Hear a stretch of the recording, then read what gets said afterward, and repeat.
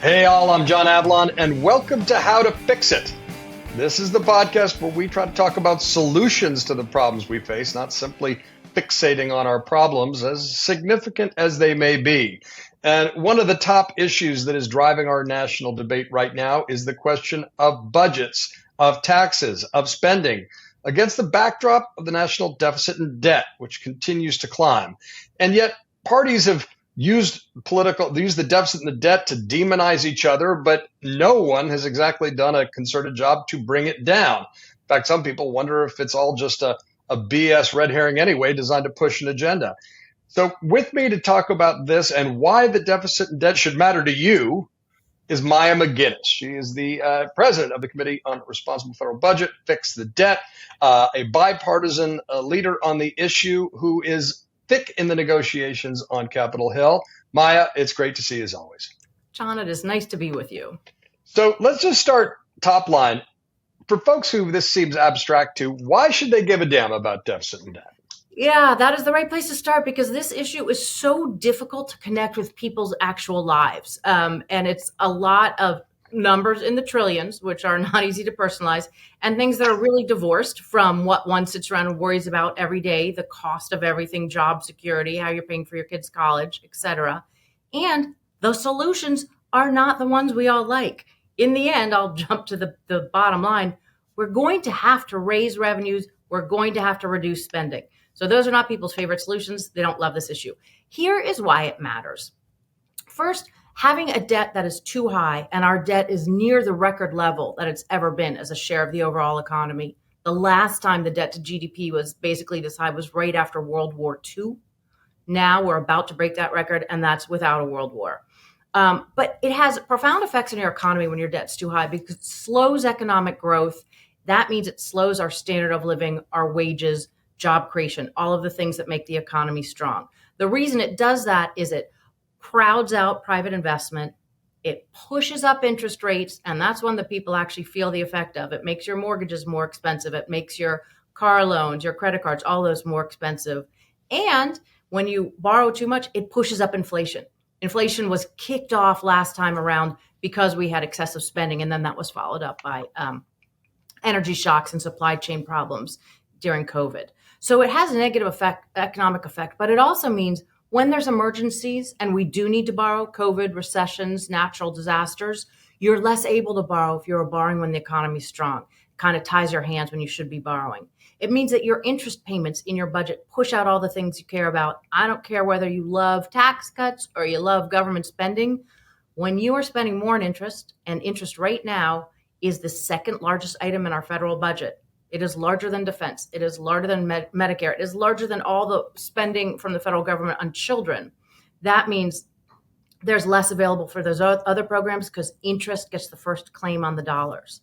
But then I also think, John, there's new reasons to worry that have with the changing economy, but we are going through massive shifts in our economy from technological innovation, globalization, now deglobalization. You want the federal government to be able to partner with people through social contracts, strong social contracts. We need to shore up Social Security and Medicare, but we also need a new social contract for disruptions in the workplace. And we don't have the budget resources where we're even having that conversation. I think that should be really, really unnerving. The final reason, and I'll just do this one briefly, we can talk about it more if you want, but it's become a national security threat. It is now to the point where we have borrowed so much, we are dependent on lending from abroad. As the nature of warfare has changed from just boots on the ground to economic and digital, economic strength is more important than ever before, but we're vulnerable to currency manipulation, treasury auctions being affected from people dumping treasuries, all sorts of situations which make us weaker on the national security stage as well as on the economics. I want to pull out one thing you said, because a lot of Democrats look at and just establish this as fact that Republican presidents have run up the deficit and the debt despite having a reputation for fiscal responsibility, for wielding it politically. As I has often said, Republicans only seem to give a damn about the deficit and the debt when a Democrat is president. For all of Biden's spending, I mean, Trump added more to the debt the first time around, and yet now you have Doge, you've got all these conversations about massive cuts at the same time to things like Medicaid, potentially at the same time to extend tax cuts. And and this is being done somewhat in the name of fiscal responsibility. But correct me if I'm wrong, yes or no question, do tax cuts add to the deficit and the debt? Oh, that's an easy question, John. Yes, they do. Yes, they do. The storyline from Democrats is this has all come from Republican tax cuts. And if we hadn't cut all those taxes, we'd be fine fiscally. And that's a reasonably accurate story. But there's another side, which is if we hadn't done all the spending increases and have all this automatic growth in spending, which we have, we also would have been fine fiscally. The bottom line is that we have built-in growth in our budget. So we have these programs and retirement programs and healthcare that are growing faster than the overall economy. We have ways that the budget gives priority to built-in growth and spending. And we have these tax cuts that are not offset. People say they're paying for themselves. That's hogwash. They're not even coming close to paying for themselves. Both of them have contributed. If you look at the numbers, since we had budget surpluses, about roughly 1/3 of the deterioration since then is from tax cuts. 1/3 is from spending increases. 1/3 is responses to emergencies, which is when you should be borrowing. Or if you look at it another way, which is just spending and revenues as a share of GDP, because of the built-in growth, about 2/3 of it comes from growth in spending and 1/3 in loss of revenue. So if we fixed any of those, we'd be in much better situation fiscally. If we fixed both of them, a sum of both, which is how we should fix this, we could be fine. But there is plenty of blame to go all around. And a lot of times when the tax cuts get passed that we think you shouldn't have passed in the first place, then when they're being extended, Democrats jump on board and they want to support those extensions. And a lot of those spending increases that we couldn't have afforded given the fiscal situation, when they talk about repealing them right now, like Obamacare or Inflation Reduction Act, Republicans don't want to do that either because everybody likes tax cuts and everybody likes spending increases. And that's why this issue is so hard.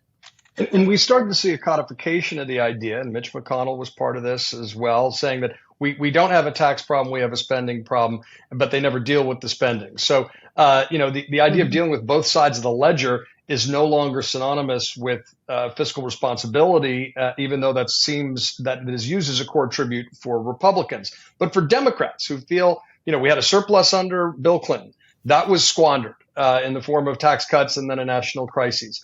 By the Bush administration first time around. They say, well, why do we always have to clean up the mess Republicans leave us? Why should we care? And it seems to me the answer is that you directly addressed. Increased debt means you're spending more, you're squeezing out more discretionary spending. You can't spend money to help the neediest, to rebuild the middle, to lift up, to shrink the massive growing gaps between rich and poor. And so that's a pretty concrete reason for Democrats to give a damn, because the discretionary spending that exists gets eaten by your highest interest rates, right? Yeah, I mean, there's plenty of reasons to give a damn. I used to think that the biggest one was for our kids and our grandkids, right? That you look at your kids and you think, oh my gosh, I'm spending a lot of money and not paying for it because I want you to pay the bill. We did message testing on this a decade ago. And turns out no one cared. And I was like, what? You don't care about your kids? Then I got teenagers later. I was like, oh, maybe they were teens. They didn't care about their teens because them. But truly, that wasn't actually something that motivated people the way I think it should be, because I do think it's an intergenerational issue. What motivated them was concerns about the fact that we were borrowing from abroad. But what I think from a Democratic perspective, and, I'm a huge political independent. I see this in a nice centrist kind of way. But what I think Democrats, to generalize, should care about is the entire economic agenda that they have been talking about, that they're looking at, that you just brought up. But building economic growth out from the middle takes public investments. And those public investments have been being squeezed for years and decades and will continue to be if we focus our budget on interest payments and consumption, which is where the vast majority of resources is going. It is completely at odds with what the policy agenda would be, though it is certainly consistent with the powerful voting blocks, because a lot of that budget is also going to seniors. We spend $6 per every senior for every one we spend on people under 18 at the federal level. So $6 for every $1.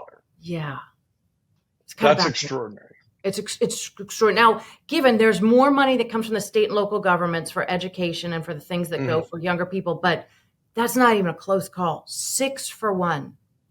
And what did we do last year? We did basically no new programs till the very end of the year, where they expanded spending on Social Security in a way that created some lump sum windfalls for a lot of people. without fixing the program that so desperately needs to be fixed. And that's because that is a very powerful voting bloc. And kids, they are not. And their parents apparently were not voting in their interest as much as we might tell ourselves we are. So take us behind the scenes to the current state on Capitol Hill. You've got Doge, which is claiming to be a disruption, but seems to be wielding more of a butcher knife than a scalpel. I'll talk to you about the GAO study, which already exists, which identified $250 million annually, at least in waste, fraud, and abuse, that doesn't seem to be prioritized. And that's a nonpartisan organization. But it does seem that this initial House budget, which will need to go through reconciliation and may or may not be a starter, adds to the deficit and the debt. No hard decisions have been made, and yet a lot of cuts that will impact a lot of vulnerable, struggling people. Many of whom live in red states and might have voted for Donald Trump. So, what's the state of this budget? Is it anything like resembling fiscal responsibility intergenerationally to your eyes? Yeah, those are the two most important topics right there, the budget resolution that's going on and Doge itself. So I'll start with the budget resolution. What happened right now is there's a budget resolution that will have to went through the House, it'll have to go through the Senate. This is basically a vehicle. It's not a budget. They passed a budget resolution, which is really a vehicle to get reconciliation opened up so that you could do things in a partisan way, and it's a vehicle to pass tax cuts. No, it is not responsible. To their credit, there are a lot of people who are worried about the fiscal issue on the Republican side who are pushing for more spending cuts. Now, those aren't going to be the Democrats' liking. They're going to say, we don't want to cut Medicaid, all those things. But I'm a big fan of someone who's internally consistent or has the courage of their conviction. So if you want to cut tax cuts, if you want to cut taxes, you have to cut spending. The numbers don't come close to adding up. They're talking about $4.8 trillion in new things that cost money, both tax cuts and some additional spending, and $1.5 to $2 trillion in money that will offset those costs. And that's before the huge $600 billion interest price tag that would come along with this. So we are talking about something that's going to add $2.8 trillion to the national debt at a time where we shouldn't be borrowing another penny, John. We should, unless it's an emergency, the only thing we should be doing is policies that reduce the deficit. We should not be expanding it right now. Every offset that they're using, every Medicaid cut, every student loan reform, any one of those things that's saving money, I would argue would be better used to bring the debt down or the deficit down than to offset new tax cuts. But it's a priority. The folks who are saying it's done in a fiscally responsible way, it's not the case. The case is that they have pumped up economic numbers so that they're much higher than they actually would be, and it's going to lead to larger budget deficits, just like it did last time. And any stale argument that tax cuts pay for themselves, most people aren't pretending that anymore. But for anyone who makes that argument, it's not the case, and it's not even close. They pay for a portion of themselves. The estimates is that this round of tax cuts, the revenue it generates from dynamic scoring, macroeconomic effects, would basically be about 0 to 16% of the cost. Not the House Republicans voted to add almost $3 trillion to the debt. That's what this proposal is. Yes. And so that begs the question, if you care about these issues and we're pursuing the goals in a genuinely bipartisan way, what's the right way? What's the equitable way? Because austerity measures that were adopted in previous recessions. I mean, I was stunned during the Trump years to hear Republicans say, well, you needed to spend more. Republicans under Trump became Keynesians, and they criticized Obama, for not spending more to get us out there and out of the Great Recession in a more holistic way. So I mentioned this Government Accountability Office report, which identified in a bipartisan way at least $250 billion annually in waste, fraud, and abuse. It seems to me you would begin there. But Doge and co. have not begun there. Why? And what's the right way to actually pursue this in a bipartisan manner? Yeah, and let me say, I started as a fan of the Doge concept.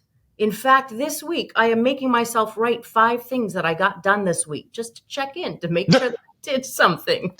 And I think bringing disruption to the federal government and finding where there are, I've never been a fan of talking about waste, fraud, and abuse because I think it takes the focus off of the real things, which is, guess what? We got to do some hard stuff. We have to reform entitlements. We have to cut spending. We have to raise taxes. We got to stop pretending those aren't true. But there are, like you said, GAO came up with 230 to over $500 billion in savings that could be generated if we knew how. We've known about that for a long time. The problem is we haven't known how to do the savings. I do believe technology, and as you know, I'm worried about a lot of effects of technology, but there's a great application here. You can disrupt these systems. You can find the inefficiencies, especially in the regulatory portions of the budget, but also in defense procurement, in the healthcare delivery system. There's incredible possibilities there. But that does indeed not seem to be where the focus is at all. The first thing that I'm incredibly concerned about is it's like act first, evaluate later. And if you want to generate savings, you do the opposite. You take the time to use these incredible tools and you really see where the waste and redundancies are, and you make the changes. And there's not a race. We don't have to get this done in weeks. Months is going to be great if we can get some real savings. But focusing on the wrong areas, not good. Politically, it seems like it's motivated more politically than it is for fiscal reasons, because with the backdrop of, we're doing huge tax cuts at the same time, we're doing trillions in tax cuts and millions in DOGE savings, that contrast is really important to notice. But the bottom line is these savings don't get recognized unless Congress buys in. These are things that have to be done almost exhaustively through the congressional process. It is illegal to do it without the congressional buy-in. And so unless we look at the discretionary caps and Congress approves those savings, it's not going to generate anything, at which point it seems to be more of disruptive than it is truly unearthing the savings we need to have. Again, I love the idea. The implementation seems backwards thus far. So you're describing sort of a ready, fire, aim approach that's driven by sort of partisan political malice rather than actually looking at the total. I shouldn't say what it's driven by because I really I don't want to distribute anybody's head, but it seems like if what you want to do is find where the savings are, go look in the healthcare delivery system, go look in the defense procurement, go look at the $20 trillion in spending through the tax code. That's where the big dollars are. That's where the big savings could be. We could make a huge difference taking some of these disruptive approaches to those areas of the budget. That's where I would start. My loop in Congress. This show is sponsored by BetterHelp. Hey, all, it's John here. Now, what if instead of looking for red flags in partners or friends, we look for green flags instead? So what is a green flag? Well, if you're not sure, therapy can help you spot them, and BetterHelp is the perfect place to start. BetterHelp is a totally online way of connecting with over 30,000 credentialed therapists. You can switch therapists at any time for no extra cost. So join the 5 million people on BetterHelp already and start to see the good in the world. I like that. I'm down with seeing the good in the world. We could use a lot more of that. Maybe BetterHelp can help. So discover your relationship green flags with BetterHelp. Visit BetterHelp.com/fixit to get 10% off your first month. That's help, HELP.com/fixit. All caps. Take care. Make the world a better place. So there are two issues there. One, they started with things like gutting USAID and the National Endowment for Democracy, things that soft power exercises with geopolitical investments. PEPFAR now appears to be on the cutting block. And a lot of this stuff gets to not only soft power diplomacy, but also making government work on a basic level. And there's no mandate for that. It does seem that there's a partisan impulse, which is a wasted opportunity. But I will note, and you have experienced, that when Republicans had unified control in the past, even though ostensibly the Tea Party was all about fiscal responsibility, Republicans refused to deal with it. I mean, this goes back to people saying, well, deficits don't matter politically. Yeah. So where's the consistency? Yeah, I wanted to build on that point. I mean, you were talking about when Trump was in the office before, and he was in office for 4 years. 2 years there was COVID. We should have been borrowing. He did borrow. That was the exact right thing to do for COVID. But the 2 years prior to that, when he had a Republican Congress, Do you know how many spending cuts he had? I'll tell you, he had zero. He did not cut spending. So spending increased by $2 trillion during that period. Each time there was a debt ceiling increase, instead of attaching something that would reduce spending like we did under President Biden, that was pushed by the Republican Congress. But that was either you should have a clean debt ceiling increase or you should do something to improve the debt. But there were 3 debt ceiling increases that made the debt worse from more spending increases. And I guess the biggest concern I have, it's always been that you generalize like, okay, Democrats are tax and spend, Republicans want to cut spending. Nobody wants to do anything. But when it comes to entitlements, these are the things we have to fix. Social Security and Medicare are going to be insolvent. Their trust funds are not going to have the money to pay promised benefits. People who depend on those programs are vulnerable until we figure out how to fix it. You can do it on the spending side. You can do it on the tax side. You can do it some of both. We have to do something. But Democrats have been saying they aren't going to touch those programs for a long time. It's been a huge frustration for me because we should. Now, Republicans are saying they're not going to touch it either. You're going to jump in there. But nobody is telling the truth, speaking truth to power, which is we need to change these programs. As mind-boggling as it may sound to people, Democrats, Jimmy Carter, Bill Clinton, and Barack Obama, had better fiscal records than their Republican, counterparts. And that needs to be said over and over again, because still there's this, I think, faulty perception that Republicans represent fiscal responsibility, and they talk a good game when Democrats are in control, but they've had multiple opportunities to walk the walk when they're in control, and they never, ever, ever do. And that ends up creating a problem that Democrats are in a position of having to clean up. And, there are all sorts of manifestations of this. I mean, the first is, it is destabilizing to have growing gap between the super rich, the poor, and the middle class getting constantly squeezed. And so it does raise the question, how do you raise more revenue without, adding to the middle class squeeze, which is driving so much frustration and disaffection? So what's your prescription for that? Well, I'll give a shameless plug, which is on our website. We have a bunch of really fun interactive tools where everyone can do this themselves, because there is no one right answer, right? Like there are lots of ways to do this. But I'll tell you what I would do. I think we need a big debt deal to stabilize the debt overall. That's going to take about $8 trillion in savings over 10 years. That's a lot. On the revenue side, there are 2 things I would do. The first 2 things I would look at, that is base broadening. All of these exemptions, deductions, exclusions, the things that make the tax code Swiss cheese, they really are spending programs through the tax code, and there will be $20 trillion over the next decade. I would get rid of as many of them as possible. The way I would do it is I would just cap them. You can't have more than X of a share of your economy or dollar amounts in tax breaks. I know we love them, but home mortgage interest deduction, I know it's everybody's favorite program, because I once wrote something saying we should reform it, and I got my first death threat. I was like, whoa, okay, that's a popular one. But it drives up the pricing of houses. If you own a house, you like that. If you're a first-time home buyer trying to get a house, which is who we're ostensibly trying to help, it doesn't work. A lot of the things that these tax breaks are for, it pushes up the cost of them. It's true for healthcare, housing, and higher ed. That's why all of those things grow faster than the economy in terms of their prices. I would scoop out as many of those tax breaks as possible. Already, honestly, you could fix the entire fiscal program if you did that. You're not going to get rid of all of them. You're going to keep a lot of them. But there, and secondly, I'm a carbon tax person. I think it's ridiculous we haven't put a price on carbon so far, and I would do that. And then you can figure out ways to deal. There's distributional impacts. You can figure out the way that you alter other things so it's not a regressive policy. But I think that could be a twofer. But I'd also look on the spending side of the budget, of course, for a lot of savings as well. Sure. And I would start with the GAO identified. There's a lot of, I think AI and new technology offers us the ability to track. There's finally the promise of actually getting at some of those dollars more. Yeah. And that should be a win-win. I mean, when Republicans oppose just simply, enforcing the existing tax code without raising any taxes, I was like, well, okay, but if we can use AI to make sure we're not having, duplicative payments and cracking down on waste, fraud, and abuse where it exists, and it's often overstated. But again, the GAO report, that's not nothing. Start with that. Yeah. Exactly. It's the old Everett Dirksen line, billion here, billion there. Pretty soon you're talking real money.